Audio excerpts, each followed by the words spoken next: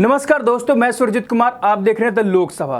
प्रधानमंत्री मोदी ने आज सभी राज्यों के मुख्यमंत्री और चीफ जस्टिस के साथ सभा का संबोधित किया। प्रधानमंत्री ने कई ऐसे बातों को रखा जिसे आपको जानना बेहद जरूरी हो जाता है। इसमें सुप्रीम कोर्ट के जज, केंद्रीय कानून मंत्री और सभी 25 हाई कोर्ट के जज भी मौजूद रहे। कार्यक्रम का आयोजन दिल्ली के विज्ञान भवन में संपन्न हुआ। कार्यक्रम की शुरुआत कानून मंत्री किरण रिजिजू से की गई।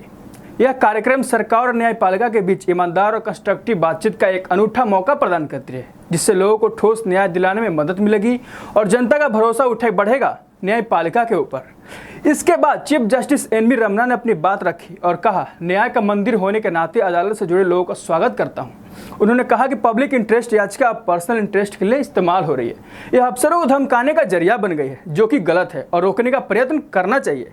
और यह भी कहा कि सरकार कोर्ट के फैसले को बार बार नजरअंदाज करती है, जो कि हेल्दी डेमोक्रेसी के लिए बिल्कुल गलत बात है।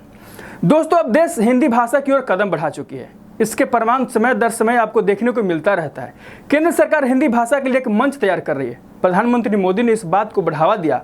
अपने संबोधन में उन्होंने कहा कि हमें कोर्ट में स्थानीय भाषा का प्रोत्साहन देने की जरूरत है। इससे देश की आम जनता को न्यायपालिका के ऊपर भरोसा बढ़ेगा और उससे जुड़ा हुआ महसूस करेंगे। यह भी कहा कि देश में 3.5 लाख कैदी अंडर ट्रायल हैं। इन मसलों के निपटाने के लिए भी कोशिश होनी चाहिए। प्रधानमंत्री ने अपील करते हुए कहा कि सभी मुख्यमंत्री और हाईकोर्ट के जज लोकल भाषा पर ध्यान देंगे, उससे भाषा न्याय के बीच बाधा न बने। उन्होंने कहा कि हिंदी में दिए फैसले को आम जनता समझ नहीं पाती और इस तरह से जनता और न्यायपालिका के बीच एक बड़ी खाई बन जाता है।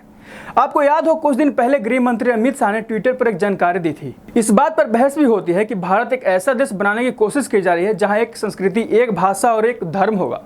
एक धर्म और एक संस्कृति होगी या नहीं, इस बात का फैसला तो बाद में होगा, पर भाषा की ओर अपना कदम भारत बढ़ा चुका है। क्योंकि ऐसा पहली बार है जब देश के प्रधानमंत्री ने जजों के सामने स्थानीय भाषा को इस्तेमाल में लाने को कहा है। जानकारी के लिए बता दें, पिछले 75 सालों से कोर्ट अपना सारा कागजी कार्रवाई से लेकर फैसला सुनाने तक काम अंग्रेजी भाषा का इस्तेमाल होते आया है।